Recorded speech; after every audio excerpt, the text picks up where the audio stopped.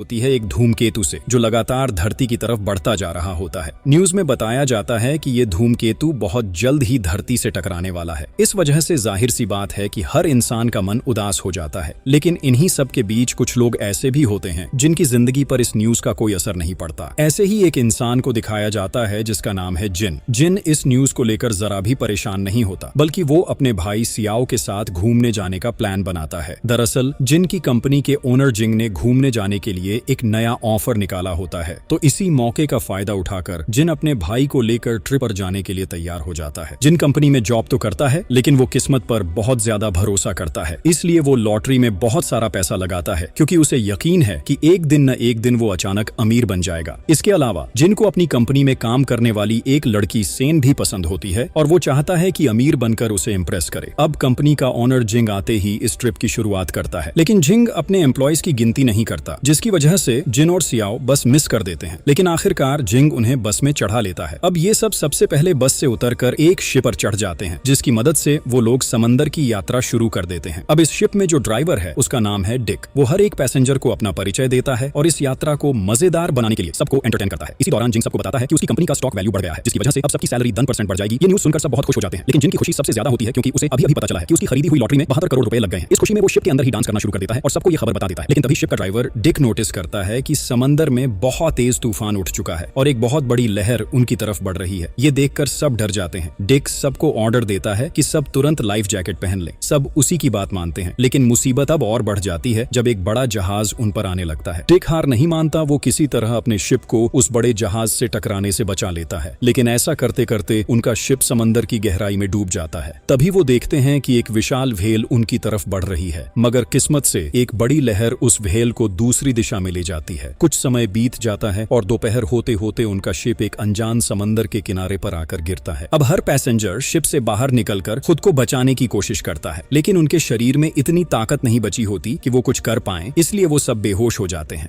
थोड़ी देर बाद जब जिनको होश आता है तो सबसे पहले उसे अपनी लॉटरी याद आती है। वो तुरंत अपनी डायरी से लॉटरी का टिकट निकालता है और वहां से बाहर निकलने की कोशिश करता है। वो जंगल की तरफ बढ़ता है और चलते चलते उसे एक लड़की की चीख सुनाई देती है, और वो लड़की कोई और नहीं बल्कि उन्हीं में से एक पैसेंजर होती है जिसका नाम है सेन। जिन देखता है कि सेन का पैर एक बड़े पत्थर के नीचे दब गया है। वो तुरंत उसकी मदद करता है और उसे बाकी पैसेंजर्स के पास ले आता है। इस तरह सब एक जगह इकट्ठा होकर पूरी रात वहीं बिताते हैं। अगले दिन सुबह सब पैसेंजर डिक से रिक्वेस्ट करते हैं कि वो अपनी कंपनी में फोन करके हेल्प मांगे, लेकिन डिक बताता है कि ये पॉसिबल नहीं है क्योंकि इस आइलैंड पर कोई नेटवर्क नहीं है। अब उनके बीच एक प्रोफेसर भी होता है जिसका नाम है सी। उसका मानना है कि साइंटिस्ट्स की बात पूरी तरह सच थी। असल में उसे लगता है कि न्यूज में दिखाया गया वही धूमकेतु इसी जगह आकर गिरा है और इसी वजह से अब इस धरती पर शायद ही कोई इंसान बचा हो। ये बात सुनकर सारे पैसेंजर्स और भी ज्यादा डर जाते हैं, लेकिन जिन ही अकेला ऐसा होता है जो इस बात को ज्यादा सीरियसली नहीं लेता, क्योंकि उसका मन अब भी उसी लॉटरी में अटका होता है। उसे पूरा यकीन होता है कि वो जल्द ही अमीर बनने वाला है और इसीलिए वो बिल्कुल नहीं चाहता कि उसकी मौत इस जगह पर हो। धीरे धीरे टाइम के साथ इस आइलैंड पर बारिश शुरू हो जाती है, जिसकी वजह से सब पैसेंजर्स को मजबूर होकर पत्थरों के नीचे आश्रय लेना पड़ता है। अगले दिन सुबह सब मिलकर जंगल के अंदर जाने का फैसला करते हैं, क्योंकि यहाँ जिंदा रहने के लिए उन्हें खाना चाहिए था, तो वो सब खाने की तलाश शुरू करते हैं। कुछ पैसेंजर्स को पेड़ पर कुछ फल दिखाई देते हैं, लेकिन परेशानी ये होती है कि कोई भी पेड़ पर नहीं चढ़ पाता सिवाय डिक। तो डिक अपनी पूरी कोशिश से जितने भी फल तोड़ सकता है उतने तोड़कर वापस शिप पर लौट आता है। समय के साथ ये लोग सीख जाते हैं कि इस जगह पर कैसे जिंदा रहना है, और एक दिन वो अपने कलरिंग जैकेट्स की मदद से एक बड़ा इमरजेंसी मैसेज लिखते हैं और साथ ही शिप की कुछ चीजों का इस्तेमाल करके उसे और मजबूत बनाते हैं। अब सब लोग मिलकर एक टावर बनाते हैं ताकि वो बाहर की दुनिया से कांटेक्ट कर सकें, लेकिन अफसोस की बात ये होती है कि इतनी मेहनत करने के बाद भी वो इसमें नाकाम हो जाते हैं। तभी अचानक एक जोरदार धमाका होता है। जब सब ध्यान से देखते हैं तो समझते हैं कि ये धमाका उनके शिप के अंदर ही हुआ है, क्योंकि जिनका भाई सियाओ शिप को ठीक करने की कोशिश कर रहा था। ये देखकर कंपनी का ओनर जिंग बहुत गुस्सा हो जाता है, लेकिन पहली बार कोई भी उसके गुस्से को सीरियसली नहीं लेता और सब उसे इग्नोर कर देते हैं। इन सब के बाद डिक कुछ खाना और पानी लेकर वापस आता है, लेकिन कुछ पैसेंजर्स वो खाना खाकर शिकायत करने लगते हैं क्योंकि उनके मुताबिक उस खाने में टेस्ट नहीं है। ये सुनकर डिक को बहुत गुस्सा आता है। वो सबको साफ साफ बता देता है कि अगर उन्हें इस आइलैंड पर जिंदा रहना है तो उन्हें यही खाना खाना पड़ेगा। फिर डिक सबको एक गुफा में ले जाता है जहां वो रात बिताने के लिए आग जलाते हैं। इसी दौरान जिन फिर से सैन को इम्प्रेस करने की कोशिश करता है, लेकिन सैन उसे बिल्कुल भी इंपॉर्टेंस नहीं देती। इन सब के बाद पूरा ग्रुप फैसला करता है कि अब से उनका लीडर होगा डिक, क्योंकि उनके मुताबिक डिक का नॉलेज और एक्सपीरियंस सबसे ज्यादा है। डिक भी उनका ये प्रपोजल मान लेता है। अगले दिन सुबह वो पूरे ग्रुप को कई हिस्सों में बांट देता है। कुछ लोग खाने की तलाश करेंगे तो कुछ लोग कुकिंग की जिम्मेदारी संभालेंगे। शुरुआत में ये सिस्टम सबको अच्छा लगता है और हालात थोड़ा आसान भी हो जाते हैं, लेकिन धीरे धीरे डिक अपने लीडरशिप लीडरशिप पावर के चलते बहुत अहंकारी हो जाता है। अब वो छोटी छोटी बातों पर सब पर गुस्सा करने लगता है। ये सब देखकर जिन को अच्छा नहीं लगता तो वो रूल्स तोड़कर कुछ दिनों के लिए घूमने निकल जाता है। जब वो वापस आता है तो डिक उसे जोर से डांटता है, यहाँ तक कि वो सेन को भी मारता है, क्योंकि सेन जिन का सपोर्ट कर रही होती है। ये सब देखकर जिन का गुस्सा फूट पड़ता है और वो डिक से फाइट शुरू कर देता है। आखिरकार लड़ाई में जिन हार जाता है और डिक उसे सजा के तौर पर रस्सी से उल्टा बांधकर पेड़ पर लटका देता है। वो बाकियों को चेतावनी देता है कि अगर किसी ने भी रूल तोड़ा तो उसका भी यही हाल होगा। रात होते ही सियाओ किसी तरह अपने बड़े भाई जिन को पेड़ से नीचे उतार लेता है। अगले दिन सुबह जिन फैसला करता है कि अब वो इस आइलैंड पर बिल्कुल भी नहीं रहेगा, तो जिन अपने भाई सियाओ को भी अपने साथ शामिल कर लेता है। लेकिन जैसे ही वो समंदर के पास पहुंचता है, सेन उसे रोकने की कोशिश करती है, क्योंकि उसका मानना होता है कि ये बहुत बड़ा रिस्क है। मगर जिन की सोच अलग होती है। वो सेन को अपनी लॉटरी टिकट दिखाता है और कहता है इस लॉटरी के लिए इतना रिस्क तो लेना ही पड़ेगा। ऐसा कहकर दोनों भाई एक छोटी बोट लेकर अपनी यात्रा शुरू कर देते हैं। लेकिन रास्ते में उन्हें एक सफेद भालू दिखाई देता है। वो देखते हैं कि भालू मर चुका है। इसे देखकर जिन के दिमाग में एक नया आइडिया आता है। वो सोचता है कि इस भालू की खाल से वो रात में गर्म रह सकते हैं। तो वो दोनों उस मरे हुए भालू को लेकर वापस आइलैंड पर लौट आते हैं। लेकिन ये देखकर डिक फिर से बहुत गुस्सा हो जाता है। वो उन्हें दोबारा सजा देता है और अपमान भी करता है। और जब उसे पता चलता है कि जिनके पास एक लॉटरी टिकट है तो वो उसे और ज्यादा टॉर्चर करने लगता है। अब जब सियाओ को इस लॉटरी के बारे में पता चलता है तो वो अपने भाई जिनसे कहता है कि उसे उस लॉटरी के पैसे में से आधा हिस्सा दे दे। लेकिन जिन इतना लोभी है। समय के साथ सबको एहसास होने लगता है कि अब वो इस जगह से कभी नहीं निकल पाएंगे। यहाँ तक कि कंपनी का ऑनर जिंग भी अपनी बेटी की फोटो निकाल कर देखता है और अपनी जेब में रखे सारे पैसे फेंक देता है, क्योंकि अब उसे समझ आ जाता है कि इस जगह पर पैसे की कोई कीमत नहीं रही। इस तरह उनका 21वां दिन बीत जाता है और डिक का रवैया पहले से भी ज्यादा बुरा हो जाता है। वो सबको बहुत ज्यादा काम कराता है और जिन वो सेन को खाना लाने की जिम्मेदारी देता है। दोनों मजबूरी में मछली पकड़ने के लिए निकल पड़ते हैं और ऐसा रोज रोज करते करते उनके बीच एक अच्छी दोस्ती हो जाती है। शाम होते ही सब एक जगह बैठकर मीटिंग करते हैं, जहाँ जिंग कहता है कि उन्हें कुछ ऐसा करना चाहिए जिससे ये जगह इंसानों के रहने लायक बन सके। उसकी ये बात सुनकर कई लोग उसका सपोर्ट करते हैं, लेकिन डिक को ये सब बिल्कुल पसंद नहीं आता। वो गुस्से में साफ कह देता है कि जो उसके रूल्स नहीं मानेंगे उन्हें अभी इसी गुफा से बाहर निकल जाना होगा। ये सुनकर पूरा टीम दो हिस्सों में बढ़ जाता है। एक ग्रुप का लीडर जिंग बनता है और दूसरे का लीडर डिक। लेकिन हैरानी की बात ये होती है कि ज्यादातर मेंबर्स जिंग के ग्रुप में चले जाते हैं, जबकि डिक के साथ सिर्फ सेन और कुछ गिने चुने लोग ही रह जाते हैं। अब रात के अंधेरे में हाथों में मशाल लिए जिंग की टीम गुफा से बाहर निकल पड़ती है। कुछ दूर जाने के बाद वे एक तबाह जहाज को खोज लेते हैं और यह जहाज उनके पुराने जहाज से काफी बड़ा होता है। इस वजह से उन्हें जरूरी सामान बहुत आसानी से यहीं से मिल जाता है। अब जब सुबह होती है तो वे समझ पाते हैं कि यह जहाज असल में कितना बड़ा है। इसे देखकर वे सब बहुत खुश हो जाते हैं। इस खुशी में सियाओ और जिन आपस में यह प्लान बनाने लगते हैं कि अगर उन्हें लॉटरी का पैसा मिल गया तो वे उससे क्या क्या करेंगे। दूसरी तरफ दूसरी टीम भारी परेशानी में पड़ जाती है, यहाँ तक कि वे रोजाना का खाना भी जुटा नहीं पाते। यह सब जिन देखता है, इसलिए वह सेन को अपने ग्रुप में शामिल कर लेता है। अब सेन पूरे जहाज का चक्कर लगाती है, जिसे देखकर उसका मन खुशी से भर जाता है। रात होते ही सेन जिन को अपने निजी जीवन के बारे में बताती है। वह बताती है कि उसका पति किसी और से प्यार करता था, इसलिए उसने उसे डिवोर्स दे दिया। बातों बातों में दोनों एक दूसरे के काफी करीब आने लगते हैं, लेकिन तभी जेंग वहां पहुंच जाता है। उसकी मौजूदगी के कारण सेन वापस अपनी टीम में लौट जाती है और पूरी टीम को इस नए जहाज के बारे में बता देती है। इस खबर को सुनते ही डिक की पूरी टीम अगली ही सुबह इस नए जहाज पर पहुंच जाती है। अब जेंग सभी का स्वागत करता है और यहाँ जिंदा रहने के लिए एक नया नियम बनाता है। वह हर किसी में कुछ ताश के पत्ते बांट देता है और बताता है कि अब से यही उनके पैसे होंगे, यानी जो भी कोई काम करेगा उसे इन ताश के पत्तों के रूप में भुगतान मिलेगा और इन पत्तों का इस्तेमाल करके वे एक दूसरे से खाना या बाकी जरूरी चीजें खरीद सकेंगे। इस प्रस्ताव को सुनकर सब लोग उसकी बात मान लेते हैं, लेकिन डिक नहीं मानता, इसलिए वह वहां से चले जाता है। इन सब के बाद जेंग जिन को याद दिलाता है कि उन्हें इस आइलैंड से निकलना होगा, लेकिन जिन साफ कह देता है कि वह यहाँ से बाहर नहीं जाना चाहता। वो तो चाहता है कि सब लोग यहीं रहकर अच्छी तरह से बस जाएं। ये सुनकर जिन और उसका भाई सियाओ पूरी तरह चकित हो जाते हैं। वे प्लान करते हैं कि अब से वे जेंग की गुलामी नहीं करेंगे, इसलिए दोनों भाई यह शिप छोड़कर निकल जाते हैं और इस तरह उनका 100 दिन आता है। वे दोनों एक तबाह हो चुके हेलीकॉप्टर में शरण लेते हैं, लेकिन जिन का मन अब भी अपनी लॉटरी में अटका होता है। वो बार बार अपने पास रखे कैलेंडर को देखता है, क्योंकि उसके पास अब सिर्फ 29 दिन बचे हैं। इन दिनों के अंदर उसे लॉटरी का पैसा उठाना है, नहीं तो यह एक्सपायर हो जाएगा। अब चूंकि वे शिप से बाहर आ चुके हैं, उनके पास मछली पकड़ने का सही इक्विपमेंट नहीं है, इसलिए उन्हें मछली पकड़ने में नाकामी मिलती है। धीरे धीरे दोनों भाई समझ जाते हैं कि इस आइलैंड से निकलने का कोई रास्ता उनके पास नहीं है, इसलिए उन्हें मजबूरन शिप पर वापस लौटना पड़ता है। जिन देखता है कि यहाँ जेंग ने उन ताश के पत्तों से एक अलग दुनिया बना दी है। अब यहाँ हर कोई ताश की बजाय सामान का लेन देन कर रहा है। अब जिन जेंग के पास जाता है और बताता है कि वह क्यों वापस आया है, साथ ही मछली पकड़ने के लिए उपकरण मांगता है, लेकिन जेंग उसे कोई मदद नहीं देता, बल्कि उसे वहाँ से भगा देता है। जब रात होती है तो सेन एक मछली लेकर जिन के पास आती है, लेकिन जिन उसे नहीं लेता, क्योंकि सेन अब भी जेंग की टीम में है और वह उसे पसंद नहीं करता, तो वह सेन को वापस भेज देता है। इस तरह 90 दिन गुजर जाते हैं और जिन के सारे सपने टूट जाते हैं। अब उसके लिए लॉटरी के पैसे से ज्यादा महत्वपूर्ण खाना हो जाता है, क्योंकि बिना खाने के वह बहुत जल्दी मर जाएगा। इसलिए वह लॉटरी को नजरअंदाज कर देता है और उसे पास में रख देता है। और ठीक उसी समय आसमान से एक मछली गिरती है। जिन कुछ समझ ही नहीं पाता और फिर अचानक मछलियों की बारिश होने लगती है। जिन सोचता है कि शायद कोई तूफान है जिसकी वजह से ये मछलियां यहाँ आ रही हैं। हालांकि आसपास कहीं कोई तूफान नहीं होता, लेकिन जिन इन सब चीजों पर ज्यादा ध्यान नहीं देता क्योंकि उसके पेट में भूख है। इसीलिए दोनों भाई ये मछलियां खाना शुरू कर देते हैं। और जब उनका पेट भर जाता है तो जिन के दिमाग में एक नया आइडिया आता है। वे प्लान करते हैं कि इन मछलियों को डिक और जेंग के पास बेचा जाएगा और बदले में बाकी जरूरी सामान इकट्ठा किया जाएगा। वे इस प्लान के अनुसार काम करने लगते हैं, लेकिन ऐसा करते करते दोनों टीमों में फाइट शुरू हो जाता है। हालांकि ये झगड़ा जिन ने जानबूझकर नहीं किया था, लेकिन उसे यह अच्छा लगता है क्योंकि जेंग और डिक दोनों उन्हें नापसंद करते हैं। इन सब के बाद सियाओ डिक की टीम को बताता है कि अगर वे जेंग से मछली पकड़ने का नेट ला सकते हैं तो उन्हें मुफ्त मछलियां दी जाएंगी। ये सुनकर डिक मान जाता है और नेट लेने के लिए जेंग के पास जाता है, लेकिन जेंग मना कर देता है। वो कहता है कि नेट अभी मिलेगा जब उसे पूरी मछलियों का आधा हिस्सा मिल जाएगा। ये सुनकर डिक बहुत गुस्सा हो जाता है और फिर से उनके बीच फाइट शुरू हो जाती है। जैसा पहले था, इस बार भी दोनों भाई दूर से फाइट को मजे से देखते हैं और इसी तरह शाम तक समय गुजर जाता है, लेकिन फाइट बंद नहीं होती। ठीक इसी समय अचानक एक फ्लैशलाइट जलती है। ध्यान से देखने पर पता चलता है कि यह जिन ने शिप की चीजों से बनाई है। जिन बताता है कि उन्हें उन जगहों को ढूंढना चाहिए जहां धूमकेतु नहीं गिरा, लेकिन जेंग इसका विरोध करता है। वो मानता है कि धूमकेतु की वजह से सिर्फ यही आइलैंड बचा है, बाकी सब कुछ पूरी तरह तबाह हो गया। इस बीच सेन जिन का सहारा बनती है। इसके कारण जिन उन्हें अच्छे से समझा पाता है कि अगर वे इस शिप को ठीक करेंगे तो यहाँ से निकलने का रास्ता मिलेगा। ये सुनकर सबको फिर से उम्मीद लौट आती है और वे सब जिन को अपना नया लीडर चुन लेते हैं। अब जिन सबको अलग अलग काम की जिम्मेदारी देता है। कुछ मेंबर्स को मौसम और समंदर की टाइड पर नजर रखने का काम मिलता है, लेकिन इस बीच डिक उसकी बात नहीं मानता क्योंकि वह अपने नए लीडर पर भरोसा नहीं करता। अब जिन शिप की बैटरी से अपना फोन चार्ज करता है और उस फोन की मदद से बाकी लोगों को अपने परिवार से कांटेक्ट करने का मौका देता है। इससे सभी का जिन पर विश्वास और बढ़ जाता है। अब इस तरह वे इस आइलैंड पर अपने दिन खुशी खुशी बिताते रहते हैं। एक दिन वे मिलकर अपनी शिप को पाथरों के बीच से बाहर निकाल देते हैं और शिप की बैटरी का इस्तेमाल करके एक पार्टी करते हैं। पार्टी में सब डांस करते हैं और हर मौका एंजॉय करते हैं। इसी दौरान जिन और सेन का रोमांस भी चलता रहता है। कुछ दिनों बाद वे फिर से एक और पार्टी करते हैं और तभी उन्हें एक अजीब आवाज सुनाई देती है। इससे दोनों भाई और डिक पास के पहाड़ की चोटी पर जाते हैं और उस आवाज का स्रोत ढूंढने की कोशिश करते हैं। इस बीच जिन कहता है कि यह आवाज हर 12 दिन में आती है। जब तीनों पहाड़ की चोटी पर पहुंचते हैं तो वे आवाज का स्रोत ढूंढ लेते हैं। वे देखते हैं कि समंदर में एक जहाज चल रहा है और उसमें पटाखे फट रहे हैं, इसलिए ये आवाज उसी पटाखे की है। ये देखकर डिक बहुत खुश होता है। वह प्लान करता है कि वह सबको बताएगा कि उन्हें लेने के लिए एक शिप यहाँ आई है, लेकिन दोनों भाई ऐसा नहीं सोचते। वे प्लान करते हैं कि इस खबर को किसी को नहीं बताएं और इस तरह वे सभी पर राज कर सकेंगे। इसके बाद डिक सबको इस शिप के बारे में बताता है, लेकिन इसे झूठ साबित करने के लिए दोनों भाई सबके सामने डिक को पागल कह देते हैं और समझाते हैं कि यहाँ कोई शिप नहीं आई। अब चूंकि सभी का जिन पर विश्वास बढ़ गया है, इसलिए वे भी इस बात को मान लेते हैं और डिक को एक फ्रिज में बंद कर देते हैं। अब सियाओ एक नया रूल्स लागू करता है और वह ये है कि रात में कोई भी पहाड़ की चोटी पर नहीं जाएगा। कुछ दिनों बाद हर मेंबर डिक को पागल कहकर उसे चिढ़ाने लगता है और ये सब देखकर जिन को बिल्कुल भी अच्छा नहीं लगता क्योंकि वह अच्छे से जानता है कि डिक बिल्कुल भी पागल नहीं है। इसीलिए दोनों भाई एक नया प्लान बनाते हैं। वे इस आइलैंड से निकल जाएंगे लेकिन अपनी लीडरशिप नहीं छोड़ेंगे। अगली सुबह जेंग सियाओ को कुछ ताश के पत्ते ऑफर करता है और बदले में अपनी लीडरशिप छोड़ने को कहता है। यहाँ सियाओ जान जाता है कि जेंग लगातार ताश का इस्तेमाल करके मछली खरीद रहा है और इसी वजह से वह उनकी लीडरशिप लेना चाहता है। ये सब समझते ही सियाओ जेंग को उसकी बेटी का पर्सनल वीडियो दिखाकर ब्लैकमेल करता है। वो बताता है कि अगर जेंग तुरंत अपनी कंपनी की सारी संपत्ति अपने नाम नहीं करता तो यह वीडियो सबको दिखा देगा। ये देखकर जेंग की आंखों में आंसू आ जाते हैं। साथ ही वह मानता है कि इस आइलैंड के बाहर सब कुछ तबाह हो चुका है, इसलिए वह आसानी से अपनी सारी संपत्ति सियाओ को दे देता है। इसके बाद सियाओ जिन को अपना असली प्लान बताता है। वो कहता है कि अब वे जेंग से मछली पकड़ने का नेट चोरी करेंगे और इसे इस्तेमाल करके यहाँ रहेंगे। साथ ही वह बताता है कि उसने जेंग की सारी संपत्ति अपने नाम कैसे कर ली। ये सब सुनकर जिन को बिल्कुल भी अच्छा नहीं लगा। वो समझ नहीं पाता कि उसका भाई इतना स्वार्थी कैसे हो सकता है। अगली सुबह कुछ मेंबर जिन को किडनैप करके समंदर तट पर ले जाते हैं। जिन देखता है कि सैन उसे कोई सरप्राइज देना चाहती है, इसीलिए वे उसे यहाँ लाए हैं और यह सरप्राइज है कि सैन अब जिन से शादी करना चाहती है। हालांकि यह जिन का सपना था, लेकिन सपना पूरा होने के बावजूद उसका मन खुश नहीं होता क्योंकि वह यहाँ से किसी भी तरह बाहर निकलना चाहता है। इसलिए वह चिल्लाकर सबको बताता है कि ये सब झूठ है। सच में उस दिन एक जहाज आया था और डिक बिल्कुल भी पागल नहीं है। इसके बाद वह डिक को खींचकर मदद करने को कहता है, लेकिन डिक कोई मदद नहीं करता क्योंकि अब तक उसने खुद को सच में पागल मान लिया है। ये सब देखकर हर कोई जिन को पागल समझता है और उसे मारता है, लेकिन जिन